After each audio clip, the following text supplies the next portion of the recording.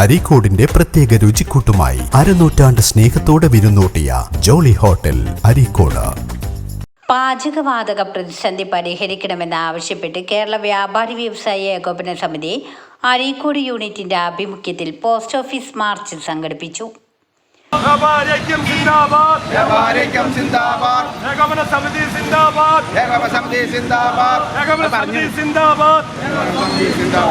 യുദ്ധത്തിന്റെ പേര് പറഞ്ഞ്, യുദ്ധത്തിന്റെ പേര് പറഞ്ഞ്, യുദ്ധത്തിന്റെ പേര് പറഞ്ഞ്, യുദ്ധത്തിന്റെ പേര് പറഞ്ഞ് ഇന്ത്യൻ ജനതയെ കൊള്ളയടിക്കും, ഇന്ത്യൻ ജനതയെ കൊള്ളയടിക്കും. വ്യാപാര ഭവനിൽ നിന്ന് ആരംഭിച്ച മാർച്ച് ബസ് സ്റ്റാൻഡ് വഴി അരീക്കോട് ടൗൺ ചുറ്റി പോസ്റ്റ് ഓഫീസിൽ സമാപിക്കുകയായിരുന്നു.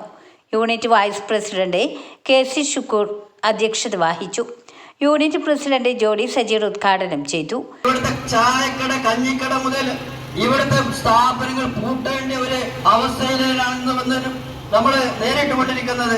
നമുക്കറിയാം, 1700 രൂപയ്ക്ക് കിട്ടുന്ന സിലിണ്ടർ 3400 രൂപയ്ക്ക് കൊടുത്താൽ ഇവിടുത്തെ ഹോട്ടലുകാരനും ഇവിടുത്തെ ബേക്കറിക്കാരനും എങ്ങനെ സാധനം വിൽക്കാൻ കഴിയും? Unit general secretary Almoya Razak, treasurer VA Nasser, Kannancheri Abdul Hameed, TC Shafi, Kalathingal Shareef എന്നിവർ സംസാരിച്ചു. ഹംസ വെള്ളരി, ഷിഹാബ് പാറക്കൽ, ഇബ്രാഹിം ബസൂക്ക എന്നിവർ പരിപാടിക്ക് നേതൃത്വം നൽകി.